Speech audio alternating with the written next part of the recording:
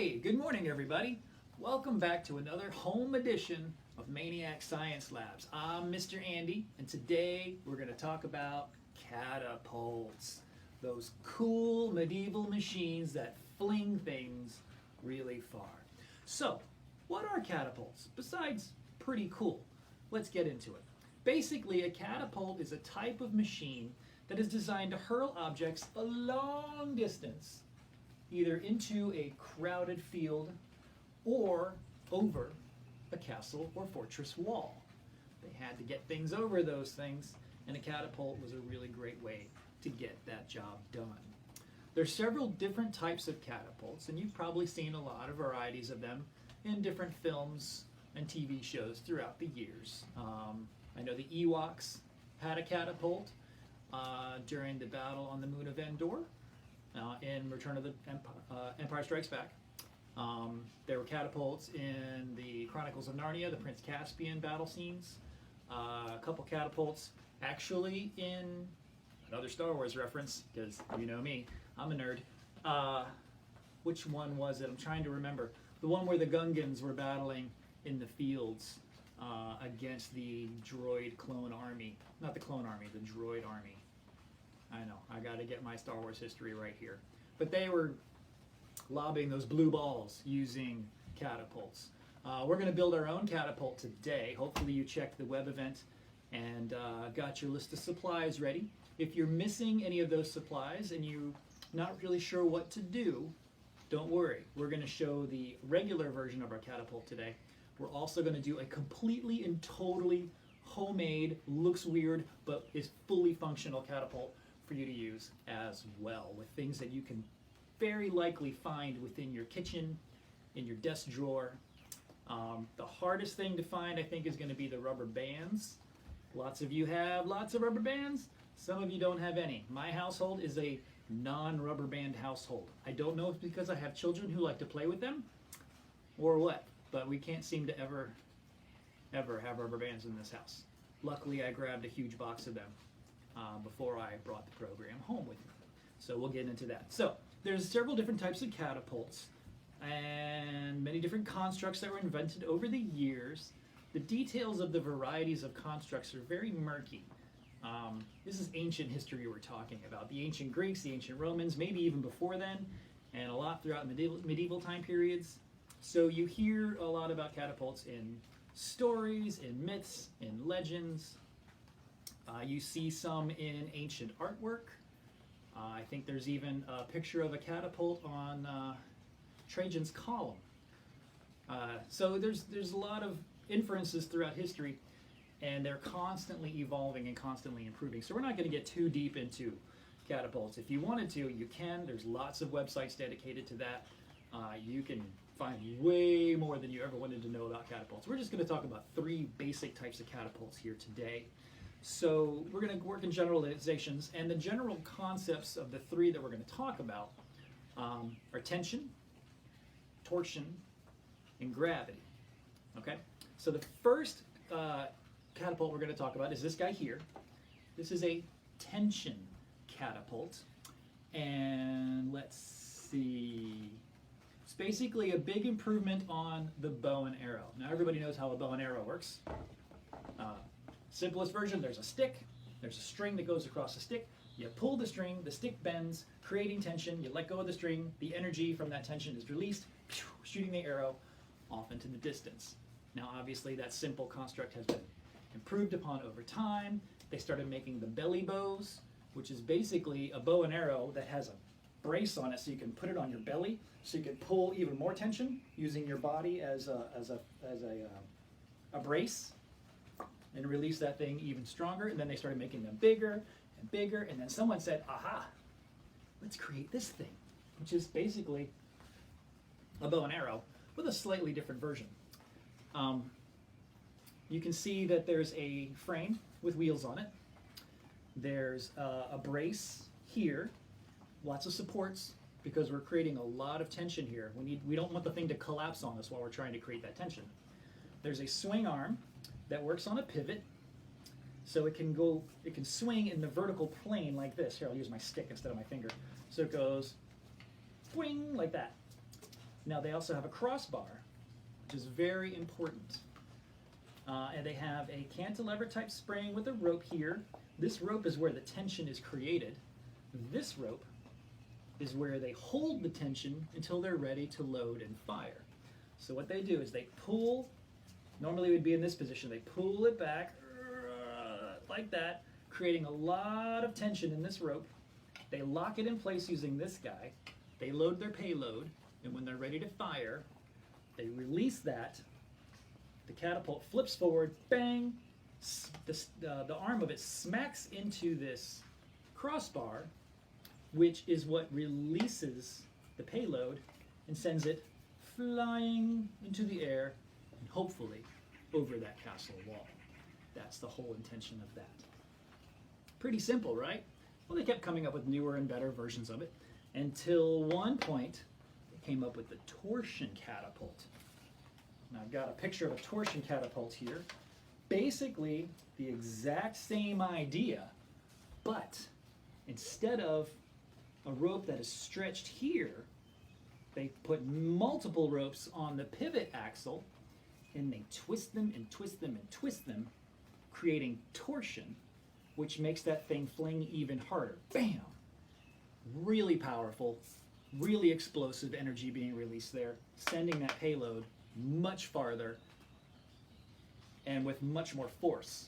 So if it doesn't go over the wall but hits the castle wall, it'll possibly do more damage to it. Now the gravity one, we're not going to get too into, but I just want to touch upon it because it was a very important change in catapult history. And this is the type that you probably see the most in films and reenactments of old-timey medieval battles, that kind of thing. Complete change in construct here. What they did here is they made a swing arm that swings all the way around, full 160-degree motion capability, and they put a heavy counterweight or a large bucket that they can put counterweights into so they can adjust their fling. That's the scientific term, their flinginess. And they have a sling at the bottom here. So what they do is they pull this down, they attach it somehow so it can't move, it's held in place. They load the bucket with lots of weight, and then when they load the payload into the sling, they release the restraining arm, sending the bucket down via gravity. It drops. As it drops, it flings this arm around, flinging the sling around as well, and when it gets to a certain part of the arc, it releases, and then releases the payload, and sends it really flying off into the distance at that point. Hopefully over the castle wall, over the fortress wall, at whatever large giant ogre or whatever they're battling is, because a lot of fantasy involved here with these types of machines. They still have the solid bracing here to make them stay still, not explode when the energy is released.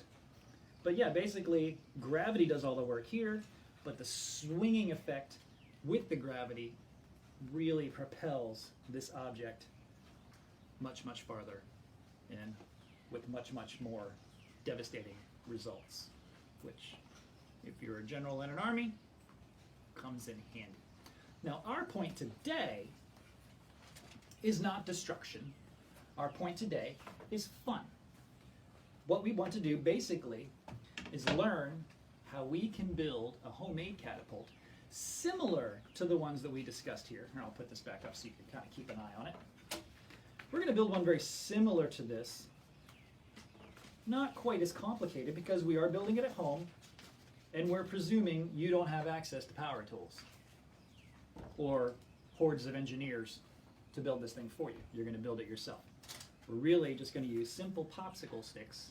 And if you don't have popsicle sticks, don't worry. I'm going to show you how to do an alternate version as well. So let me step aside for a second and go grab my supplies. I'll be right back.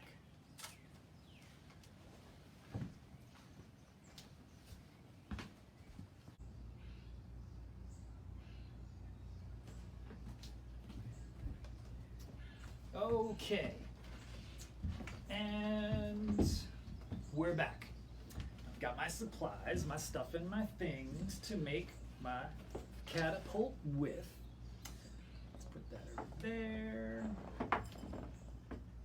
Make a little room here. So, to do the proper version, the regular version we do of our catapult, basically we're going to build one of these. Very cool, very simple. It's just a bunch of popsicle sticks and rubber bands with a bottle cap glued on the top. So, if you have your popsicle sticks, now is a great time to get them together. What we want to start with is a stack of them.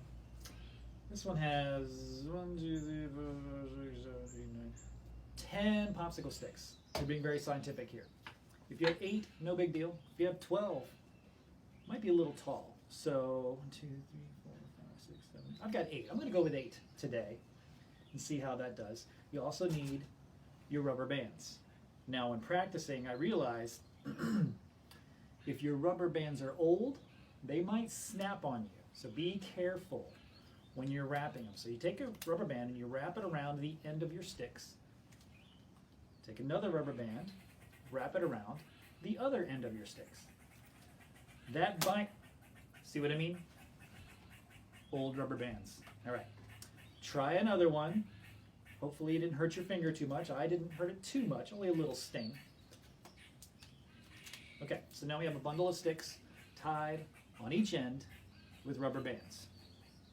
Now we take 2 more sticks, put them together like this. Take the top one and slide it over the bottom one just a little bit. So there's maybe between 1/4 and 1/2 inch of distance between the tips. I don't know if you can see that really well, hopefully. And then take another rubber band and wrap it around the end of that. You want it pretty close to the end, but not right at the very end. So now you can grab this end and it opens up. Kind of looks like a long, skinny duck beak, you know? Take your bundle of sticks, wedge it inside so you get this kind of action. Now if you're not careful, it can come loose and slide out. So we want to hold that in place with another rubber band. Luckily I have extras because I've already broken one. So what I do is I wrap it around one side of the stick like this, twist it, wrap it over here, twist it, wrap it over the other side. That way it's held in place nice and secure, and this is going to have to work really hard to shift. Let me do that one more time for you in case that was hard to see. Probably a little hard. So, wedge them in, nice and easy like that.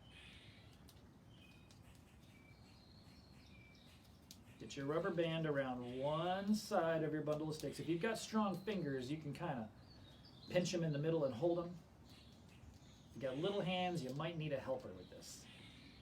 Take your rubber band, put it around one side, and twist. Wrap that whole part over. Oh, see, told you it's hard. Try again. Starting over. Take one. If you do it quickly, it's a lot easier, but the longer you take, the more chances you have of it falling apart. So put it over the end, pull it, twist, wrap it over, twist, and then put it over the other end. That simple. So you're wrapped around this bundle of sticks, twisted, wrapped around the pieces over here on the back side, twist and wrapped around the other thing.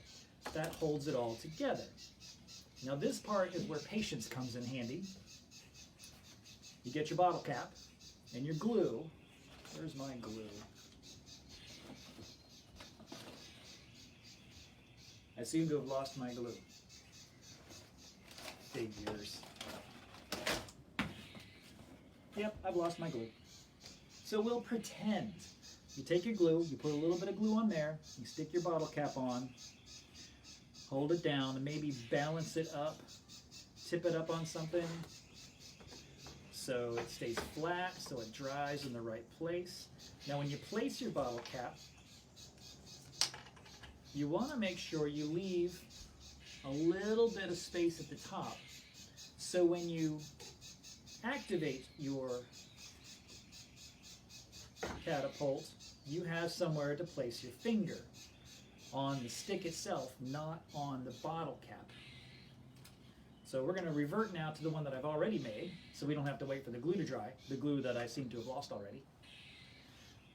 And now we have a catapult with a little bucket for our payload, a little section here for this. So what's happening with our catapult is similar to what was done in a Mythbusters episode called the conifer catapult, where they took a sapling pine tree and converted it into a catapult. There was no swing arm, there was no gravity pull bucket, there was no torsion. It was literally, they took the tree, they bent it back, and then boing, flung it forward. That's basically what we've done here, except our tree's like a little bit down and it's got a brace that sits on.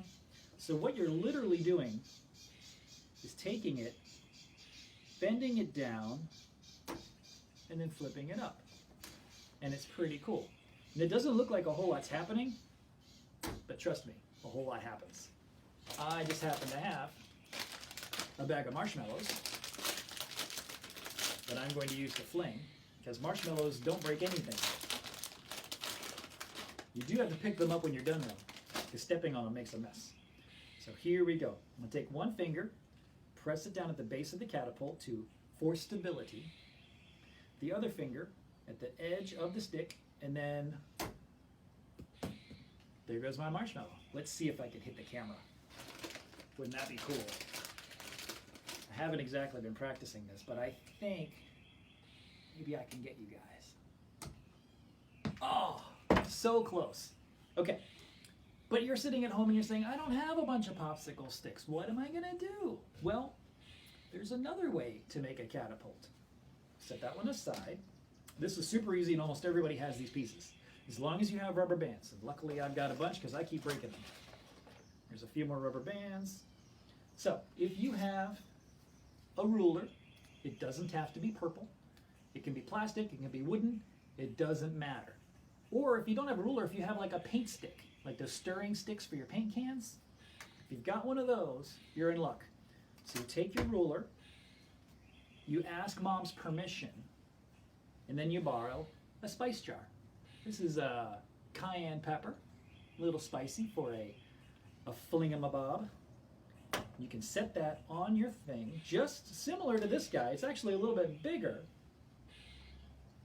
Take your rubber band, put it over your spice jar, wrap it around your ruler, and snap it on. So now you've got a spice jar attached to a stick. That's going to be your cross beam. Now, the other part you need, still don't have popsicle sticks, plastic spoon. Pretty cool. Let's see if I can remember how I attach this. I think what I did is I took a rubber band and I went crisscross ways across. Yeah, that seems to work. Crisscross ways across, crisscross again. We're in danger of breaking a rubber band, and we did. Figures. Let's try another one. I never give up. So we got one here. Maybe, so you pull it around, twist it, wrap it around the other side. That's the easiest way to do it. So now you've got this X in the middle here. And that is where you insert your spoon handle. So if you can kind of wiggle that up a little, you can slide the spoon handle in. Maybe one side at a time would be easier. There's one, there's the other, and then just kind of push it through. Not too far. Uh-oh, this rubber band's about to break again. Old rubber bands, that's an issue. So now to fire your marshmallow, all you need is to hold the end of the spoon down, put your marshmallow in the spoon carefully, very carefully, bring it back and fling. And there it goes. Bye-bye marshmallow. Boy, the birds are gonna love this one. Squirrels are already starting to crowd around. I think they're eyeballing the mushrooms, the marshmallows, whatever they are. Blah. Okay, so now you've got these catapults. Now what? What are you going to do? Well, you need a castle to attack, right? So what we did a while ago is we took a picture of a castle and we cut it into pieces like a puzzle, and we attached it to pieces of cardboard tube. It's pretty easy. So now the hard part is figuring out how your puzzle works. So hopefully you're in a puzzling frame of mind to kind of figure out how this all goes together. I hope I even have all the right pieces. I don't even know that I do. That looks right. And that's the top. Right? Oh, I think I'm missing some pieces. But this should be enough to get us started. So, put our puzzle together.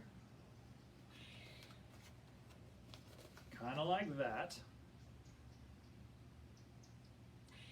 Delicately balancing the cardboard tube. So it's going to be a little wonky unless you use a little more precision in your prep than I did. And there's your amazing castle, which if you take a marshmallow and a catapult,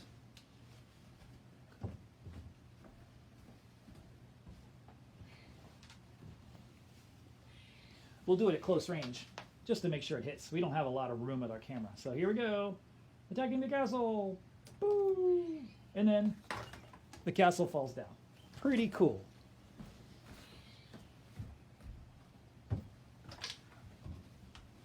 And making the castle is really easy to do.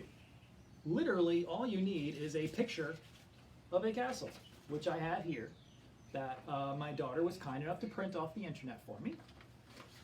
Put it on some kind of construction paper or cardboard backing, glue it down, and then using your trusty scissors, cut it into puzzle pieces. It can be as complicated or as simple as you like. And then, hopefully you've been collecting your toilet paper rolls, you glue the individual pieces to the back of the backs of it to the toilet paper rolls, kind of like we did here. Toilet paper roll, puzzle piece, and then you can just restack them over and over again and knock them down over and over and over again. But if you want to get really fancy with your catapulting, and I like to get really fancy, and I have to have a side note here. My son, who's assisting me, informed me that the Ewoks were not in Empire Strikes Back. The Ewoks were in Return of the Jedi. And I feel ashamed that I got that wrong because I've been a lifelong Star Wars fan. And yeah, I should hang my head in shame over that mistake. But the Ewoks did have a catapult. And what did they attack with the catapult? They attacked I think these are called ATSTs. I'm going to get so many messages about this. Commonly referred to as the chicken walker. And there's my scout trooper inside there. So if you have toys like this, or your dad has toys like this, maybe even your granddad, you can play with your catapult. So I didn't have any Ewoks. I couldn't find one. But I do have Chewbacca and a very old R2-D2. This guy is probably 40 years old at this point. He's already lost the sticker that has all of his things on, all of his lights and stuff on it. So here's R2 and Chewbacca. Roar! And they're going to attack the ATST with their catapult. And here they go, launching away. Boing! Oh, that was awful. You can do better than that, Chewbacca. Boing! Oh, you're missing. We have to save the resistance, the rebels, the people or something. Okay, we'll pretend it hit. Yay! Chewbacca and R2-D2 win. So, have fun making your catapult, whether you make the popsicle stick version or the kitchen spice attached to a ruler with a spoon version. Each one works equally as well. They're pretty cool, and you can have a lot of fun flinging marshmallows at each other all day long. This has been another MAIN-iac Science Labs. I'm Mr. Andy. We'll do it again next week. Haven't quite figured out what I'm going to play with next week, but it's definitely going to be fun and pretty awesome. So can't wait to see you guys again, and we'll talk to you soon. Have a great day. Thanks. Love your library.